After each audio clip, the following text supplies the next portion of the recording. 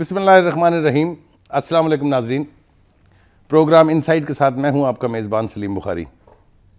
नाजरीन, जैसा कि आप जानते हैं कि कल लाहौर में शहबाज शरीफ साहब ने एक जलसे से खिताब किया और उसमें जो ज़बान उन्होंने इस्तेमाल की उस पर हमने देखा कि चंद हलकों की तरफ से और ख़ास तौर से पीपल्स पार्टी की तरफ से काफ़ी शदीद एतराज़ात किए गए। लेकिन इससे पहले कि मैं गुफ्तगू का आगाज़ करूँ इस हवाले से और अपने मेहमानों से आपका तारुफ़ कराऊँ, मैं चाहूँगा कि माजी में हमारे रहनुमा किस किस्म की ज़बान इस्तेमाल करते रहे हैं उसकी थोड़ी सी झलकियाँ आप ज़रा देख लीजिए। माजी में जरदारी साहब ने गड़ी खुदा बख्श में जो तकरीर की, जो इमरान खान साहब ने अपने जलसों में गुफ्तगू की, जिस किस्म का रद्द अमल का इजहार बाबर रवान साहब ने किया, ये सब कुछ ज़रा आप एक झलकियों के तौर पर देख लीजिए इससे पहले कि मैं आपका मेहमानों से तारुफ कराऊँ। 2 मई को जब पाकिस्तान की फ़ज़ाओं को महकूम किया गया तो इस जरदारी ने, इस मदारी ने अपना मदारी पद दिखाया और खत लिखकर मुबारकबाद का जो वॉशिंगटन पोस्ट में छपा था साबित कर दिया कि ये कुछ और तो हो सकता है, सदर पाकिस्तान नहीं हो सकता। ये आज अगयार के आगे ये झुकता है, अगयार से भीख मांगता है, भीख भी कोई देने को तैयार नहीं। इज्जत भी गई और बख्शीश भी ना मिली। जब तक जरदारी और उसके टोले को, अली बाबा 40 चोरों को हम भगाएंगे नहीं, इनको पकड़ेंगे नहीं, हम चैन से नहीं बैठेंगे। तब चैन से बैठेंगे जब इस टोले को नेस्तो नाबूद कर देंगे और नए पाकिस्तान की बुनियाद रखेंगे। आज का ये जो सरकारी सिरी पाए रैली का प्रोग्राम था, ये अपनी तर्ज की एक नई कॉमेडी थी। आप लोग टेलीविजन चैनलों के ऊपर सियासी शख्सियात का रूप धार के कॉमेडी करने वाले देखे होंगे। आज की कॉमेडी में एक सियासी अदाकार ने एक नाकाम गुलकार का भी रूप धारा, सरकारी मुलाजमीन के सामने नारे भी लगाए जिनका जवाब सरकारी मुलाजमीन ने नहीं दिया, और उस सियासी अदाकारी में अलमिया, तरबिया, जज्बाती पंजाबी फिल्मों वाले सारे रंग शामिल थे। सरकारी मुल्क की सबसे बड़ी बीमारी से तो उम्मीद पहले ही नहीं थी,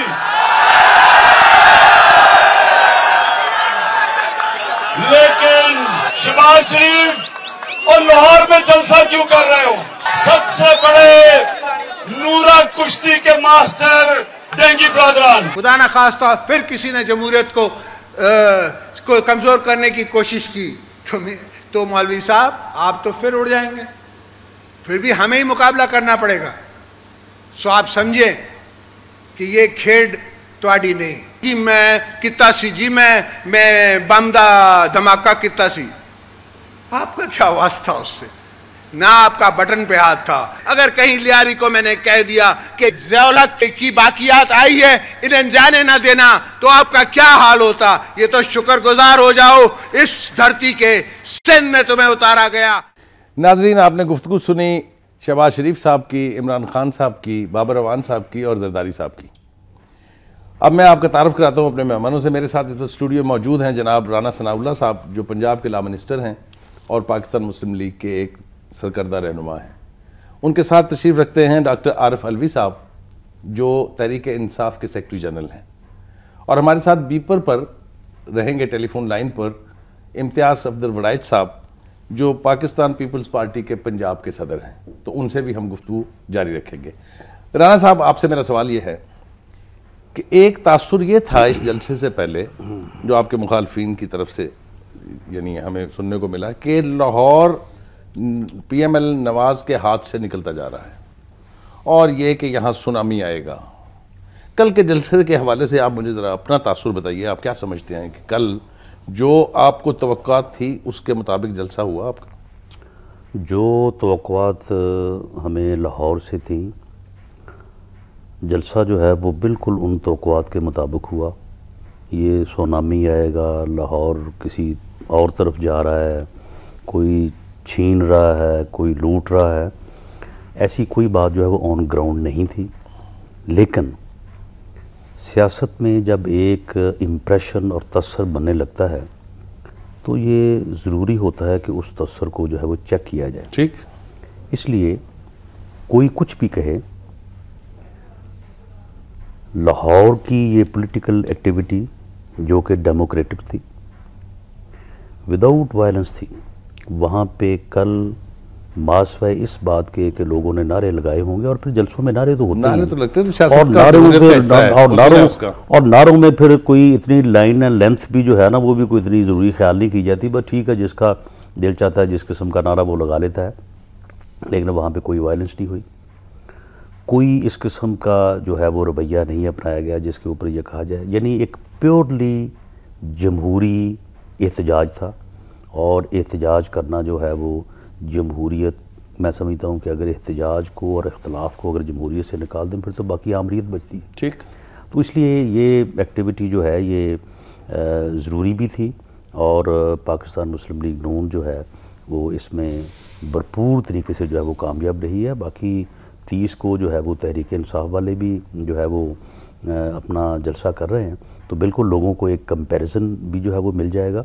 और बाकी ठीक है, मैं समझता हूँ कि पॉलिटिकल एक्टिविटीज़ जो हैं ऐसी सूरत हाल में कि जब आपकी पार्लियामेंट जो है उसकी करारदादें जो है वो मुतफ़िका पड़ी है, कोई उनके ऊपर अमल दरामद करने को तैयार नहीं है। आप APC बुलाते हैं, वहाँ पे आप एक मुतफ़िका रेजोल्यूशन लाते हैं, उसके ऊपर अमल दराने करने को कोई तैयार नहीं है। कुछ लोगों का ख्याल ये है रेलवे यानी कौन सी यानी जो स्टेट ओन इंटरप्राइजेज हैं, 3.5 साल में बुखारी साहब 1000 अरब रुपया डूबा है। ठीक। 1000 करोड़ नहीं या 1000 लाख नहीं, 1000 अरब रुपया वहाँ पे जो है वो डूब गया है, और 208 अरब के लिए आपने पूरे मुल्क को जो है वो अंधेरों में जो है वो रखा हुआ है। ये फरमाइए, क्या इसको किसी लिहाज से इलेक्शन कैंपेन का हिस्सा करार दे सकते हैं, या ये सिर्फ प्रोटेस्ट था? जी नहीं, ये बिल्कुल हमारा जो प्रोटेस्ट है, हमारा तो मुतालबा ये है, हम कतई तौर पे ये नहीं कहते कि कोई ढकी छुपी बात नहीं करते। नहीं, हम बिल्कुल ढकी छुपी कोई बात हम नहीं ये कहते कि जी यहाँ पे कोई आ जाए। कोई गैर आइनी तरीक़ाकार जो है अगर किसी ने उसे आजमाने की कोशिश की तो हम सबसे पहले सड़कों पे और उसके सामने रेजिस्ट हम करेंगे। इसलिए हमारा है ये कि भई आपने 3.5 साल गुजार लिए हैं, आप मुल्क को दरपेश बुनियादी मसाइल, लोड शेडिंग, करप्शन और अपना जो है दहशतगर्दी, उसके ऊपर कोई पॉलिसी मुल्क को नहीं दे सके। इसलिए आप अब 1.5 साल और सिर्फ इसलिए ना बैठे रहें कि आपने जो 3.5 साल लूट मार की है वो और कर लें। आप लोगों को टाइम दें, एक तरफ हों, लोगों को मौका दें। लोग जो है वो आइन के मुताबिक, इलेक्शन एक रास्ता है, लोग इलेक्शन में जो है वो अपना मैंडेट दें, जिसको दें वो आके मसाइल को हल करें। अलवी साहब ये फरमाइए, आपका जलसा भी होने वाला है कल, ज़्यादा बात नहीं है, आप भी इसको बहुत क्लोजली मॉनिटर कर रहे होंगे इस जलसे को, बिल्कुल कैसे हो रहा है, किस क्या तरीक़ाकार इख्तियार किया गया है। आप इस जलसे को कैसे देखते हैं, और ख़ास तौर से जो इसमें इस्तेमाल होने वाली ज़बान की बात की गई, क्या आप वाकई समझते हैं कि वो बहुत अनगार्डेड और गैर अखलाकी ज़बान थी? देखिए, कौन से PMLN का जो PMLN के जलसे, देखिए PMLN के जलसे के हवाले से हमारे पास कुछ तहफ़्फ़ुज़ात हैं, और हमारे जलसे के एतबार से जो हमारे साथ हुआ उसके भी तहफ़्फ़ुज़ात आपके सामने बयान कर दूँ। ठीक। एक तो ये कि मैं समझता हूँ कि जो हमारी तैयारी के एतबार से हमारे बैनर्स उतारे गए, जो कुछ हुआ, सरकारी मशीनरी, हमारा ख्याल ये है कि सरकारी मशीनरी इसमें लगी रही। कुछ एविडेंस मौजूद है कि मीटिंग्स बुलाई गई, हर डिपार्टमेंट से पूछा गया तुम कितने लोग लाओगे, तुम्हारे यहाँ कितने लोग हैं, उसने कहा 10,000, उसने कहा 5,000 लाओ। ये जो उन मीटिंग्स में थे उन लोगों ने ये बात बयान की है।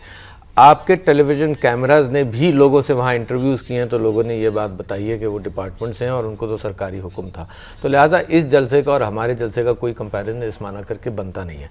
दूसरी बात मैं आपसे ये कह रहा हूँ कि शहबाज शरीफ साहब ने जो कहा है कि लूटा हुआ पैसा वापस लाओ, मैं समझता हूँ जेन्युइन डिमांड है, ठीक है ना। उसके अंदर हम शरीफ बरादरान से भी कहते हैं कि जो पैसा बाहर है पाकिस्तान में लाओ। देखो, पाकिस्तान के मुस्तकबिल की जब बात करो तो अपना ही पैसा जब पाकिस्तान में नहीं होगा तो हम दूसरे को क्या कहेंगे। आपको मालूम है जरदारी साहब दुनिया भर में भीख मांगते रहे, शहबाज शरीफ साहब ने ये भी बात की, और पाकिस्तान तहरीक इंसाफ इत्तेफाक करती है कि भीख मांगते रहे, मगर बाहर के लोगों ने की बात उन्होंने की है उसको आप इंडोर्स करते हैं? नहीं, मैं तो इंडोर्स करता हूं, क्योंकि मैं तो समझता हूं कि हम दोनों तरफ यही बात कर रहे हैं। हम ये कह रहे हैं कि अगर सरकारी तौर पर ये जरदारी साहब ने भीख मांगी है तो लोगों ने यही कहा कि तुम्हारा अपना पैसा तो बाहर है ना, तुम हमसे पैसा मांगने आए हो।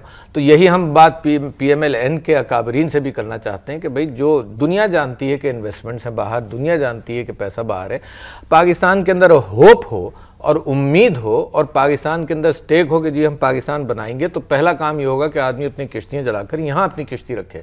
तो वो जो शहबाज शरीफ साहब ने पीपल्स पार्टी से रिक्वेस्ट की है, तो हमने इनसे भी वही रिक्वेस्ट की है। हम ये समझते हैं कि हमारी जंग इनके खिलाफ नहीं है, हमारी जंग पीपल्स पार्टी के खिलाफ नहीं है, हमारी जंग है स्टेटस को के खिलाफ, ठीक है ना। और अगर स्टेटस को चैलेंज करना है तो करप्शन के खिलाफ हमारी जंग है। भाई ने भी कुछ बातें बताई कि जनाब पाकिस्तान रेलवेज, PIA सब कुछ, तो स्टेटस को की जंग के अंदर हमारा सवाल PMLN से मुसलसल 3.5 साल से ये रहा है कि देखो असेंबली के अंदर क्यों नहीं किया। अगर तुमने गो जरदारी गो कहना था तो हमारी तरह से तुम सड़क पर आते जब जरदारी साहब का इलेक्शन हो रहा था कि ये जेन्युइन कैंडिडेट है भी नहीं, ये दुनिया के आगे बदनाम है, चोरी के हवाले से ये जब भी नहीं थे। 3.5 साल से अगर असेंबली के अंदर नो कॉन्फिडेंस मोशन भी नहीं पेश किया। हमने तो ये आर्गू किया था कि नो कॉन्फिडेंस मोशन जमहूरी हक है, जरूरी नहीं होता कि नो कॉन्फिडेंस मोशन जीतने के लिए प्रेजेंट किया जाता है, इसलिए प्रेजेंट किया जाता है कि हुकूमत को चैलेंज किया जाता है कि देखो हम नहीं तैयार हैं। तो असेंबली रबर स्टैंप असेंबली बन गई। इसी वजह से जो इमरान खान साहब का आपने वीडियो दिखाया तो उन्होंने यही इल्ज़ाम लगाया। लोगों ने ये कहा कि ये नूरा कुश्ती है, ये एक है, इनके दरमियान एक अंडरस्टैंडिंग हुई है कि पहली बारी तुम लोगे, दूसरी बारी तुम लोगे। तो हमारा हदफ ये अकेले नहीं है, हमारा हदफ वो चेंज है जो राइट और रॉन्ग का चेंज है, जो स्टेटस को और एंटी स्टेटस को का चेंज है। उसके अंदर हमारा ये हक बनता है कि लोगों के आगे हम ये बात कर सकें कि भाई ये चोरी हो रही है, ये मैल एडमिनिस्ट्रेशन है, ये आप भी इश्यूज की सियासत करना चाहते हैं। इश्यूज की सियासत होनी चाहिए और इस वक्त एक चेंज पाकिस्तान मांगता है, इनसे भी मांगता होगा, हमसे भी मांगता है, मगर हम उस चेंज को रिकग्नाइज कर रहे हैं। अगर ये हम मैदान में आए हैं तो मैदान में आए इस वजह से हैं कि हालात उम्मीद के एतबार से कहीं नहीं जा रहे। कोई इंडिकेटर चाहे पंजाब गवर्नमेंट का हो चाहे सेंट्रल गवर्नमेंट का हो पॉजिटिव डायरेक्शन में नहीं गया, सब जवाल पजीर है, सारे का सीरियस इशू मौजूद है, हर तरफ मौजूद है। नाज़रीन, इस वक्त है एक ब्रेक का, ब्रेक पर चलते हैं, वापस आएंगे तो फिर गुफ्तगू का सिलसिला जारी रखेंगे।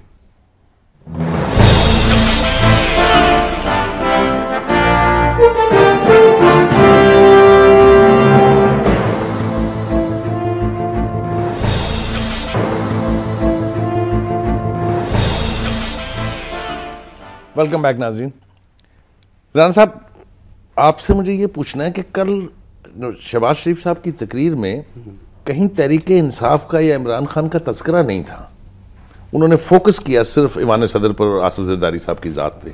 ये कोई स्ट्रेटजी की तब्दीली थी या? नहीं, देखिए इसमें कोई स्ट्रेटजी की तब्दीली का कोई मामला नहीं है। इसमें मामला ये है कि इस वक्त जो हम एहतजाज कर रहे हैं वो गवर्नमेंट की जो इस वक्त मौजूदा करप्शन है और ख़ास तौर पे जो स्टेट ओन इंटरप्राइजेज़ हैं, रेलवे है, PIA है, स्टील मिल है, तो हमारा ये मौक़िफ़ है कि अगर ये करप्शन इसी तरह से जारी रही तो ये मुल्क शायद आगे ना बढ़ सके। अब सूरत हाल ये हो गई है कि अब यानी महकमों में लोगों को तनख्वाहें नहीं मिल रही, हमने देखा पेंशन के साथ क्या हुआ। तो ये अब ये जो सूरत हाल है, अब इस तरह की करप्शन जो है वो यानी जिस तरह से इन्होंने शुरू कर दिया। कल मैं एक चैनल पे एक रिपोर्ट देख रहा था, ये जो रेलवे के मज़दूर हैं वो वहाँ पे प्रोटेस्ट कर रहे थे, तो एक मज़दूर उठा और उसने एक FIR दिखाई।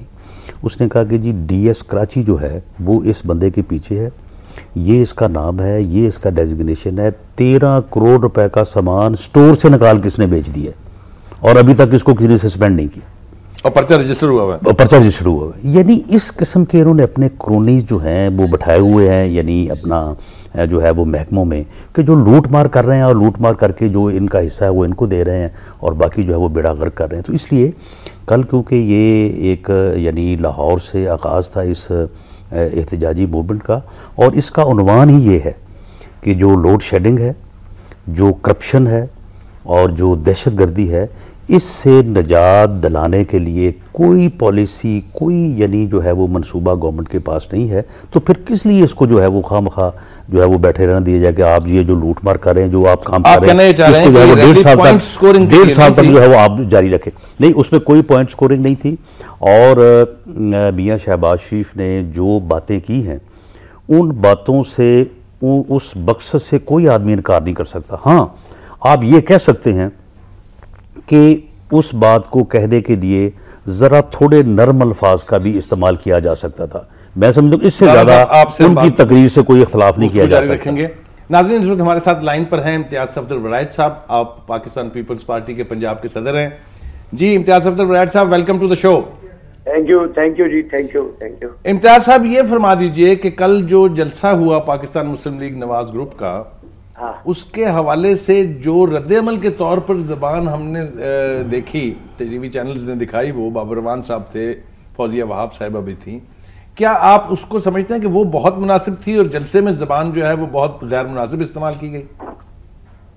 नहीं, देखिए, जहाँ तक अभी मेरा भाई राना सनाउल्लाह बात कर रहे थे, ये जितनी बातें इन्होंने की, इनको ऐसे ही कहने चाहिए थी, क्योंकि हर वजीर आला का जो वकील होता है वो अपने वजीर आला के बारे में यही कहता है जो राना सनाउल्लाह साहब कह रहे थे, और इनको ऐसा कहना चाहिए। इनके ज़ाहिर है चाइना भी वो कानूनी मशवरे लेने के लिए इनको साथ ले जाते हैं, और ये मेरे भाई की सैर हो जाती है, फैसलाबाद की बजाय चाइना चले जाते हैं। इसलिए इनको ऐसे ही सपोर्ट करना चाहिए था। मैं इससे मुझे अपने भाई से कोई इख्तलाफ नहीं, ये इस हवाले से इख्तलाफ नहीं है कि अपने वजीर आला की तहरीर करेंगे ना। जहाँ तक कल के जलसे का तल्लक है, कल का जलसा बिला मकसद था, उसके सामने कोई मकासद नहीं थे, इनके पास कोई ऐसा प्रोग्राम नहीं था। इन्होंने उसको फर्दर को एलैबोरेट नहीं किया कि हम क्या करना चाहते हैं। एक तरफ तो ये कहते हैं कि जमहूरियत, और दूसरी तरफ कहते हैं कि जी जलसा हो गया इसलिए हम पाकिस्तान के सदर को उल्टा लटका देंगे। ये क्या मंतक है? देखिए सफदर साहब, मैं आपकी बात काट रहा हूँ, माफी चाहता हूँ आपसे, लेकिन मुझे ये बताइए कि क्या जलसे करना, एहतजाज करना जमहूरियत का हिस्सा नहीं है?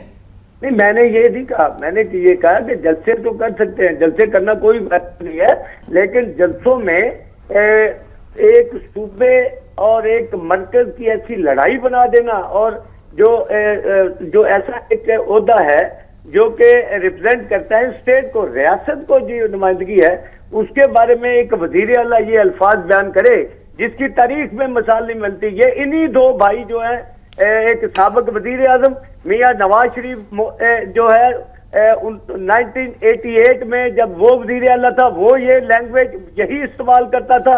अब उसका छोटा भाई वही लैंग्वेज इस्तेमाल करता है, और उसकी वजह ये है कि ये समझते हैं कि अब इलेक्शनों में तो कहीं गलगित में भी हार गए, आजाद कश्मीर में भी हार गए, पंजाब में आजाद कश्मीर की सीटें भी हार गए, पंजाब के जिमनी इलेक्शन भी हार गए, आगे सेनेट में भी हार रहे हैं। मेरे ख्याल से इम्तियाज साहब आप थोड़ा सा स्वीपिंग स्टेटमेंट दे रहे हैं। अभी हाल ही में साहिवाल में इलेक्शन जीते हैं वो, उससे पहले भी इलेक्शन जीते। मेरी एक गुजारिश है आपसे, मुझे आप सिर्फ जी मेरी बात कंप्लीट होने दें जी, मुकम्मल कीजिए। वो एक इलेक्शन की बात है, एक सूबे से मैं 70% पंजाब के इलेक्शन की बात करता हूँ जो जिमनी हुए हैं। तो मैं अब इनके पास इनका बनकर इनको छोड़ता जा रहा है। ये जनूबी पंजाब से भी फारग है, ये हजारा से भी फारग है, ये सिंध में भी फारग, बलोचिस्तान, पख्तूनखा, हर जगह ये फारग हो गए हैं। आज आके इन्हीं पॉलिसियों की बिना पर आज इनकी जमात एक लॉर्ड डिवीजन की जमात रह गई है। इन्होंने तमाम सरकारी वसाइल इस्तेमाल करके पटवारियों और वासा के मुलाजमीन, LDA के मुलाजमीन, लोकल गवर्नमेंट के मुलाजमीन, असातिज़ा इकराम। इम्तियाज साहब जरा मुझे आप तवक्कुफ फरमाइए थोड़ी देर। राना साहब आप इम्तियाज सफदर वड़ैच साहब जो हैं इन्होंने हमें हर जगह से फारग कर दिया है। इम्तियाज साहब आप जरा तवक्कुफ फरमाइएगा, राना साहब से पूछते हैं आपने जो गुफ्तगू की है उस पर इनका रद्द-ए-अमल क्या है। वड़ैच साहब आपने हमें हर जगह से जो है वो फारग कर दिया है, और ये लाहौर डिवीजन का तकल्लुफ क्यों कर रहे हैं? यहाँ से भी फारग कर दें और आराम से फिर अपना मौज करें, आप सोएं, फिर आपको तो मसले कोई नहीं है, आपको तो किसी बात की कोई परेशानी होनी नहीं चाहिए, है ही नहीं है। हाँ तो लाहौर डिवीजन से भी फारग कर देना आपने, बाकी पूरे मुल्क से फारग भाई आपको जो मैं कहूँगा आप मान देंगे। तो मेरा ख्याल साहब आप हमारे साथ रहिएगा लाइन पर, हम गुफ्तगू करते हैं अब अपने दूसरे मेहमान से। जी ये आप गुफ्तगू सुन रहे हैं जनाब दोनों की, आप भी कल जलसा करने जा रहे हैं खान साहब का, और तवक्कात हैं लोगों को, आपकी पार्टी के लोगों को भी बहुत तवक्कात हैं।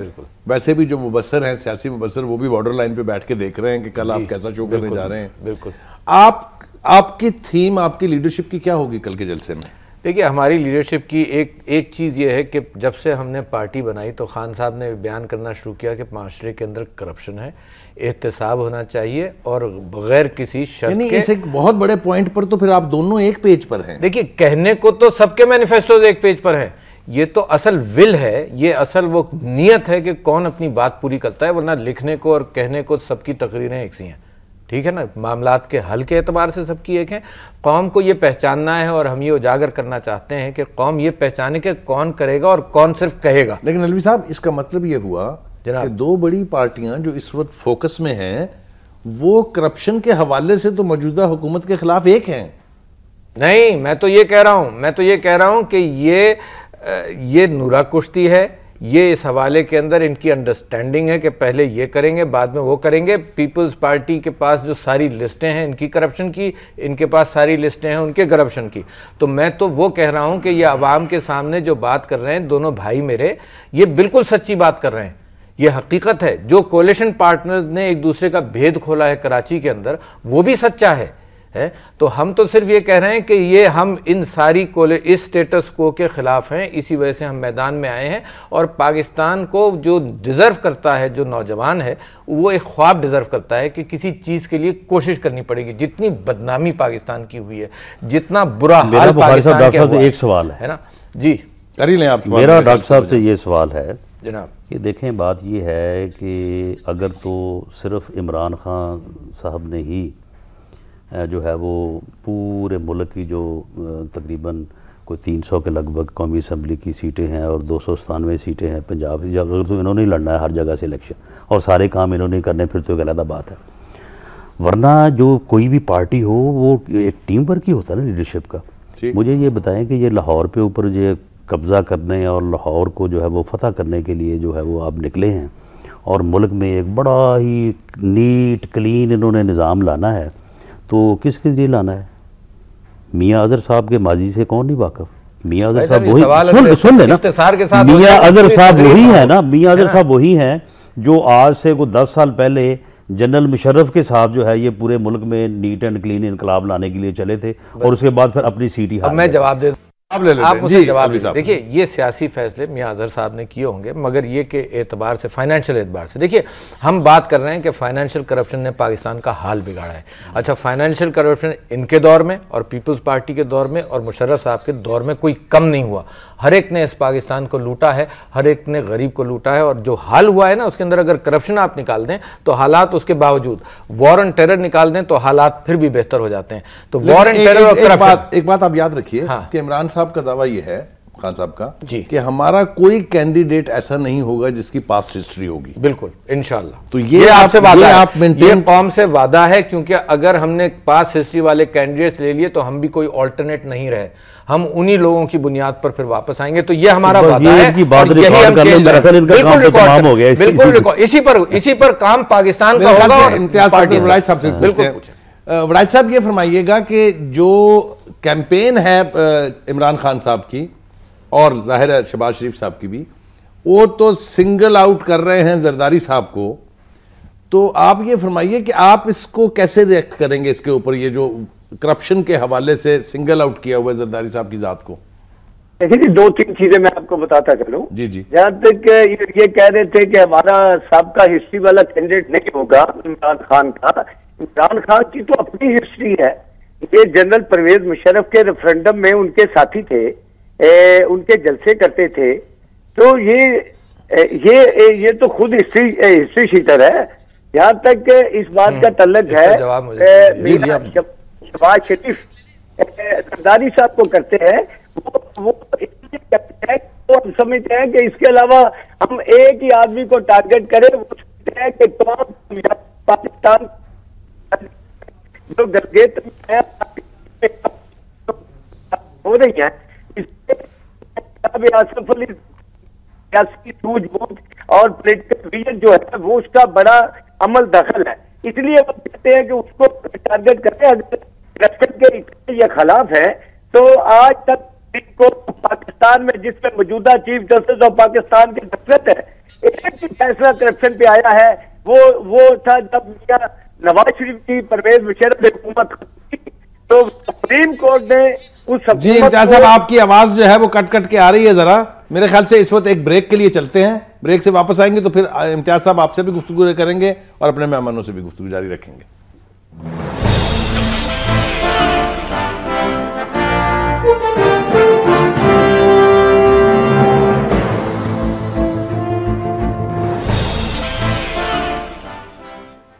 वेलकम बैक नाज़रीन। राना साहब, ये फरमाइए कि ये जो करप्शन की कहानी यहाँ चली हुई है, हर तरफ से आवाज़ें उठ रही हैं, जितनी भी हिज़्ब इख्तलाफ है या जो भी सिविल सोसाइटी है या जितना भी मीडिया है चिल्ला रहा है, इससे जो इंटरनेशनल लेवल पर हमारी ज़िल्लत हुई है कि डोनर्स भाग गए हैं, कोई मुल्क आपको बराह रास्त इमदाद देने के लिए तैयार नहीं है, अपने NGOs के ज़रिए खर्चा करने पर आमादा हैं, इसके हवाले से भी आपकी पार्टी ने कुछ स्ट्रेटजी बनाई? देखिए उसमें हुआ यही है कि जब पीपल्स पार्टी का पहला दौर आया तो उस वक्त भी करप्शन के बड़े किस्से जो थे वो बड़े यानी उजागर हुए, और उसके बाद फिर एक लंबा प्रोसेस चला जिसमें उनके मुताबिक हमें विक्टिमाइजेशन की गई, बाकी चीज़ें जो हैं वो सामने आई, लेकिन विक्टिमाइजेशन हुई या किसी को कोर्ट से सज़ा हुई या नहीं हुई, लेकिन लोगों ने, अवाम ने इस बात को तस्लीम किया कि पीपल्स पार्टी ने और आसफ जरदारी साहब ने जो है वो करप्शन की है। अब उसके बाद जब ये मामला ये अब शुरू हुआ और जैसे पहले चार्टर ऑफ डेमोक्रेसी साइन हुआ तो हमारी तवक्कुआत ये थी कि जब एक आदमी के साथ इतनी ज़्यादा जो है वो एक मामला हो गुजरा हो तो अब इस मरतबा जो है ना वो कम अज़ कम जो है, और नहीं कुछ तो कम से कम एहतियात से काम लेंगे, क्योंकि ये नहीं होता तो वो साइन ही नहीं होता। लेकिन इस वक्त तक तो इन्होंने जो है यानी इस मरतबा जो इन्होंने जिस किस्म की करप्शन शुरू की है, यानी अमेरिकन जो अपना फॉरेन सेक्रेटरी है हिलरी क्लिंटन, वो आके इनके साथ बैठ के ये कहती है कि आप अपनी करप्शन जो है उसके ऊपर कंट्रोल करें।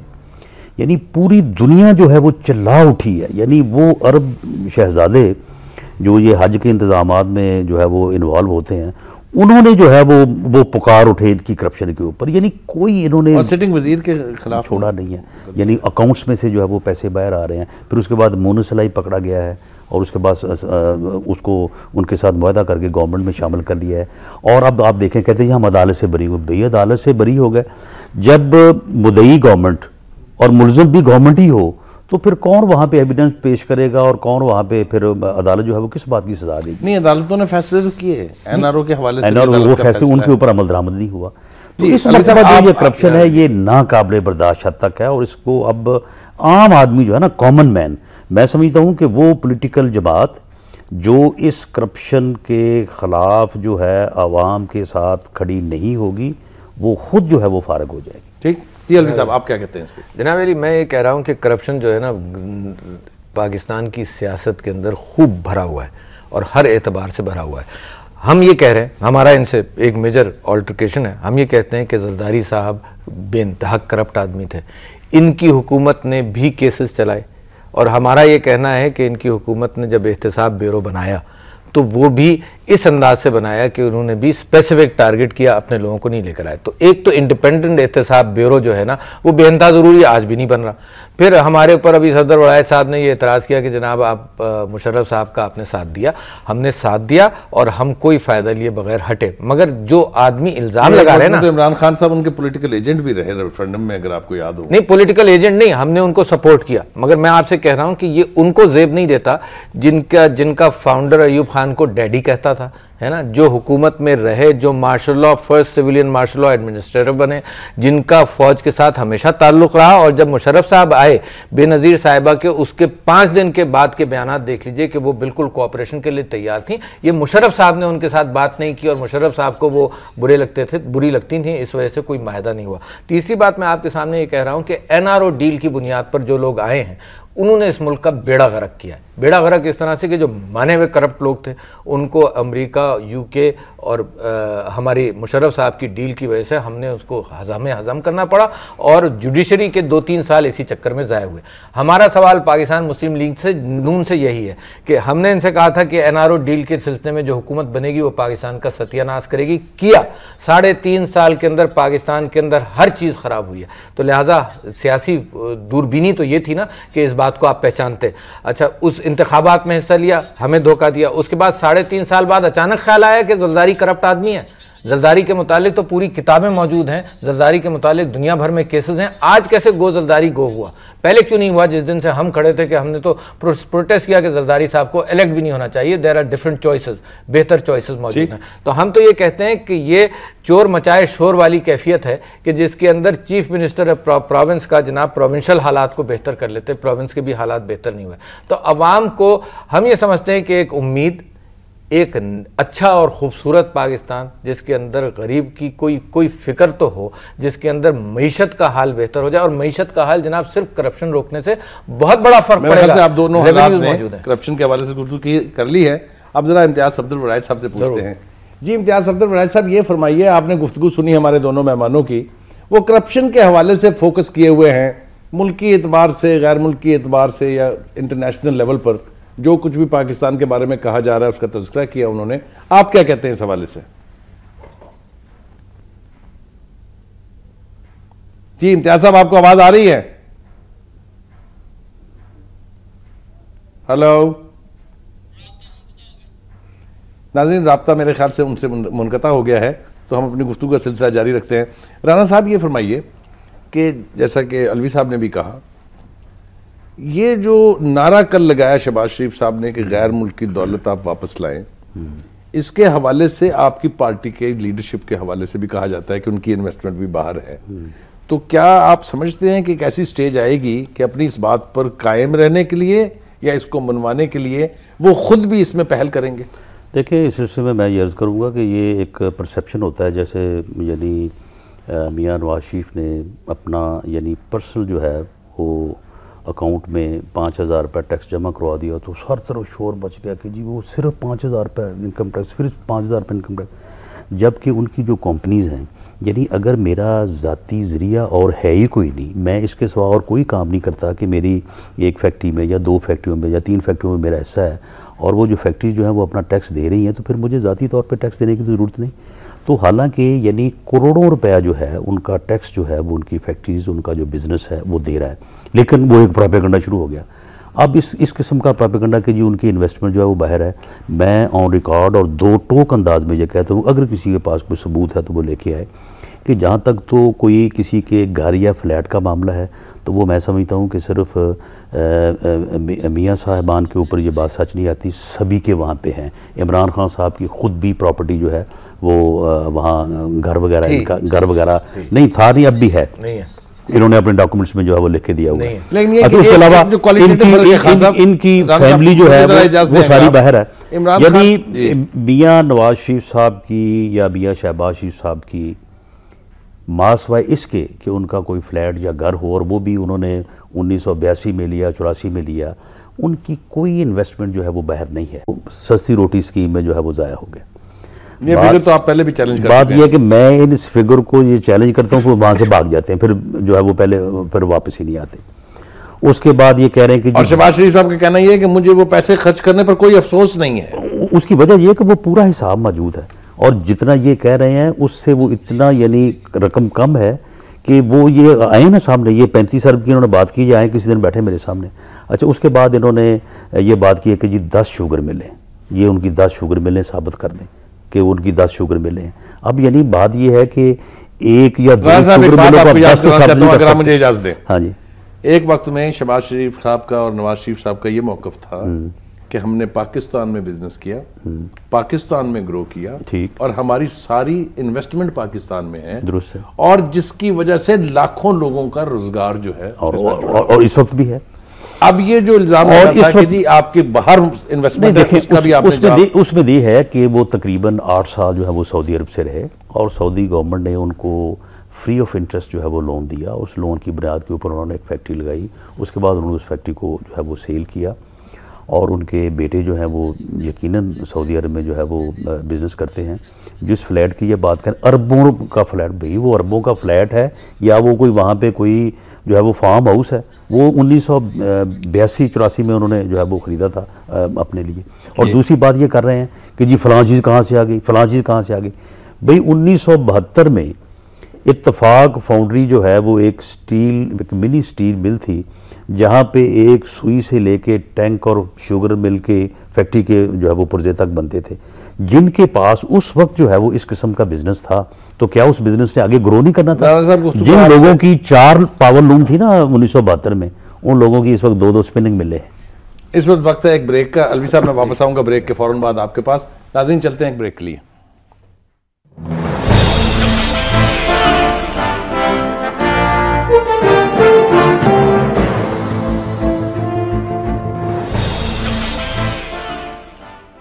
Welcome back. अलवी साहब ये फरमाइए कि आपके यहाँ ऑस्टेरिटी की बात भी होती है, ट्रांसपेरेंसी की बात भी होती है। इलेक्शनियरिंग जो है ये अब कुछ सस्ता खेल नहीं रह गया, बावजूद मतलब जो भी वजूहात इसकी हों। आपका कैंडिडेट क्या उतना ही खर्चा करेगा जितना बाकी करते हैं? मसलन 2-4 करोड़ रुपए अगर वो इन्वेस्ट करता है तो वो फिर कैसे निकालेगा उसको? बिल्कुल। आपका कोई क्राइटेरियन इसके हवाले से है तो मुझे जल्दी से बता दें। भाई साहब बिल्कुल क्लियर क्राइटेरियन है कि देखो हम इन्वेस्टमेंट की सियासत में नहीं है। ठीक। अब तक का जो बिसात बिछी हुई है ना, वो इसी बात की बिछी हुई है कि अमीर आदमी आए, पैसा खर्च करे और इलेक्शन उठा कर ले जाए और फिर चोरी करे। ये इन्वेस्टमेंट है। 1 रुपया लगाओ 100 बनाओ। ये 1 और 10 का भी इन्वेस्टमेंट नहीं है, ये 1 रुपया लगाओ 100 रुपये बनाओ। सब ये कर रहे हैं। पाकिस्तान तहरीक इंसाफ इसके बिल्कुल बरखिलाफ एक डिफरेंट सिस्टम पर है। इनका मुकाबला करेंगे, गरीबों का पैसा हमारे साथ लगेगा, हम आम आदमी का लगेगा। अब हमारा जलसा जो है ना, लोगों ने खुद फंड किया है, लोग खुद आ रहे हैं, लोग बसें किराए पर लेकर खुद आ रहे हैं। जो लोग पहुंच रहे हैं, साइकिलों पर पहुंच रहे हैं, रिक्शे पे पहुंच रहे हैं। ये डिफरेंट बॉल गेम है, ये पैशन का है, एक आध जलसा ख्वाहिश का है। बात है इलेक्शन कैंपेन को, इलेक्शन कैंपेन में भी ये जलसा भी हम, मेरी बात सुन लीजिए, अगर ये जलसा, यही मैं कह रहा हूँ, अगर ये जलसा हम आज से 3 साल पहले कर नहीं सकते थे, हमारे लोग इतना चंदा और इतनी तैयारी कर नहीं सकते थे, आज कर रहे हैं। ये मोमेंटम आम पाकिस्तानी का है। मगर आपने 2-4 बातें की हैं जिनका मैं जवाब देना चाहता हूं। नंबर 1, भाई ने ये कहा कि जी नवाज शरीफ साहब 5,000 देते हैं और बाकी उनकी कंपनी सेल्स टैक्स देती है, तो लिहाजा अगर मैं ग्लास खरीदता हूं तो मैं भी टैक्स दे रहा हूं, अगर मैं प्याली खरीद रहा हूं तो मैं भी टैक्स दे रहा हूं, तो मेरा टैक्स तो फिर यहां से शुरू होगा ना। हर आदमी ये कहेगा जी मैंने तो बहुत सब चीज़ों में टैक्स दे दिया है, मैं बिजली का बिल देता हूं तो टैक्स देता हूं। तो इस तरह से नहीं होता टैक्स। ये लोगों को बेवकूफ़ बनाने वाली बात है कि जनाब इनकम टैक्स इस पर्सनल इनकम के ऊपर टैक्स है। उनके पास कंपनी के बाद पैसा आया है, वो पैसा आया है, उसके पर क्या टैक्स किया? उनके पास 5,000 रुपया जो है वो इनकम टैक्स देती है। वो ये गलत बात कर रहे हैं डॉक्टर साहब को पता नहीं है बात का। अपना टैक्स नहीं आपको नहीं पता। आपको नवाज शरीफ साहब 5,000 रुपए, ये दुनिया के एतबार से दुनिया को बेवकूफ बनाया जा रहा है। मेरी बात पूरी हो जाए भाई साहब, मेरी बात पूरी हो जाए। नहीं तो आपने गलत बात की है, मेरी बात आप पूरी होने दीजिए, मेरी बात आप पूरी होने दीजिए, आप अपनी बात कर लीजिएगा। आपको इंटरप्ट करने की जरूरत नहीं भाई साहब, इंटरप्ट करने की जरूरत नहीं। झूठ नहीं बोल रहा, झूठ आप लोग बोल रहे हैं, झूठ का इल्जाम लगा रहे हैं, झूठ आप लोग बोल रहे हैं, और करप्शन कर रहे हैं और झूठ बोल रहे हैं। अलवी साहब पॉइंट ऑफ व्यू में फर्क है। हाँ जाहिर है, उनका कहना ये है, बाद में कहना बीच में इंटरप्ट करके कह रहे हैं। उनका कहना यह है कि उनकी फैक्ट्रीज जितनी भी हैं वो जाहिर है उनकी ओनरशिप है, हिस्सेदार है उसमें। नहीं मैं पॉइंट ऑफ व्यू की बात कर रहा हूं, सुन तो ले। मैं पॉइंट की बात है, मेरी उनकी बात है, आप बीच में मैं पॉइंट ऑफ व्यू की बात कर रहा हूं। आपका पॉइंट ऑफ व्यू ये है कि जब उन्हें अपनी कंपनियों के मुनाफे में से हिस्सा मिलता है उस पर भी टैक्स देना चाहिए। ये डबल टैक्सेशन की बात जो है पहले भी होती रही है। देखिए मैं आपसे ये कह रहा हूं कि कल की तकरीर के अंदर बात की शहबाज शरीफ साहब ने महलों की और हबीब जालिब की अशार पढ़े। मैं कहता हूं कि खुद अपने महल में रहते हुए रायविंड कोई छोटी चीज नहीं है। और जो इंग्लैंड से खबरें आ रही हैं वो ये इनकी हुकूमत जब ये प्रोविंशियल गवर्नमेंट से निकलेंगे और जब ये नूरा कुश्ती से निकलेंगे तब पता चलेगा कि कितने फ्लैट्स हैं और कितनी चीज़ें हैं। खबरें आ रही हैं, अखबारों ने छापी हैं कि इनके जो फर्जंदान हैं वो इशारा करते हैं कि ये बिल्डिंग खरीदनी है, कितने की खरीदनी है, खरीद लो। इस तरह के ये बाहर इन्वेस्टमेंट, मगर जब तक ये हुकूमत में ये सारी चीज़ों का पता नहीं चलेगा। अच्छा ये तो आपका जवाब हो गया उस बात का। मेरी बात जो नामुकम्मल रहेगी आपसे कि आप अपने कैंडिडेट्स को कोई कोड ऑफ कंडक्ट देंगे। बिल्कुल भाई इससे बड़ा आपका बिलबोर्ड नहीं होगा, इससे बड़ी आपकी होर्डिंग नहीं होगी, क्योंकि अगर ये नहीं देंगे। देखिए ये कोड ऑफ कंडक्ट के इससे बड़ा नहीं होगा, ये नहीं होगा, ये नहीं देंगे। प्रैक्टिकल कोड ऑफ कंडक्ट ये है कि दयानतदार आदमी को टिकट मिले, प्रैक्टिकल कोड ऑफ कंडक्ट ये है कि फिर उसके इलेक्शन के लिए हम फंड जमा करेंगे, छोटे पैसे जमा करेंगे। हम बड़े पैसों की सियासत में नहीं है, हम किसी के कंधे से नहीं आएंगे, क्योंकि कभी किसी के कंधे से जब आएंगे ना तो हम मजबूर होंगे कि अमेरिका के खिलाफ बात नहीं करो, हम मजबूर होंगे कि विकीलीक्स के अंदर हम अंदर कुछ कहेंगे और बाहर कुछ कहेंगे, और ये दोनों पार्टियों की चीज़ें मौजूद हैं विकीलीक्स के अंदर।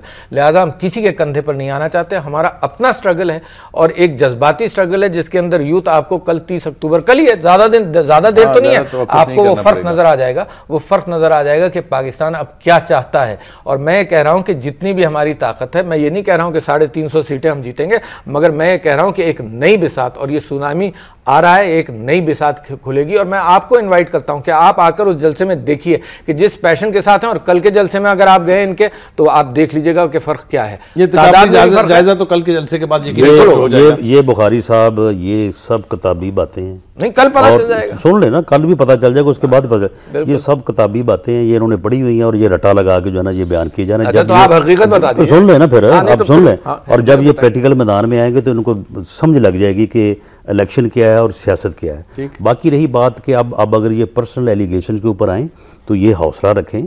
इमरान खान का भी बड़ी ठीक ठाक लेगेसी है उसकी, वो कहाँ कहाँ रहा, क्या क्या उसने किया, किस किस से उसने प्लॉट लिए, अब उसका कितना बड़ा महल जो है वो इस्लामाबाद में है, वो कैसे बना है, ये सारी चीजें बताएंगे,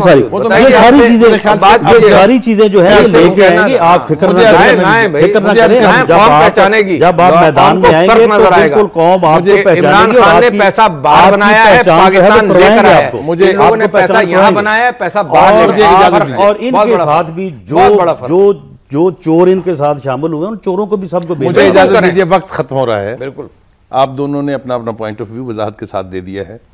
वक्त होता तो मैं ज़रूर पूछता ये कि आप और राना साहब इनकी जमातों की क्या स्ट्रेटजी, आगे इस मोमेंटम को कैसे बिल्डअप करेंगे, लेकिन वक्त खत्म हो रहा है। नाज़रीन, आपने गुफ्तगू सुनी, हमारे मेहमानों के जनाब राना सनाउल्लाह साहब थे, हमारे साथ आरिफ अलवी साहब थे, उनका ताल्लुक तरीके इंसाफ से है, और हमारे साथ इम्तियाज़ सफदर वड़ाइच साहब थे जिन्होंने पीपल्स पार्टी का दिफा किया, और जो इल्ज़ामात उन्होंने लगाए, जो भी उनकी क़यादत ने गुफ्तगू की कल के जलसे के बाद, वो आपने सारी सुनी। बात यह है कि इस वक्त सियासी मार्का आराई का आगाज़ हो गया है, और तमाम तर शवाहद ये कहते हैं कि ये अब रुकने वाली नहीं है, बात आगे से आगे बढ़ेगी। पाकिस्तान मुस्लिम लीग नवाज़ भी मज़ीद जलसे करने का प्लान रखती है, इसी तरह से तहरीक इंसाफ जो है वो भी अपने जलसों का सिलसिला जो है वो जारी रखेगी। वक्त बताएगा कि कौन कहाँ खड़ा है, किसकी फॉलोइंग क्या है, किसके जलसों में किस किस्म का माहौल है, ये तो हम आने वाले दिनों में देख लेंगे। और जैसा कि अलवी साहब ने कहा कि इमरान खान साहब के जलसे का भी कल सारा कुछ पता चल जाएगा। वक्त की किल्लत है, वरना ये गुफ्तगू मज़ीद बढ़ाई जा सकती थी आगे। अपने मेज़बान सलीम बुखारी को इजाज़त दीजिए। अल्लाह हाफ़िज़।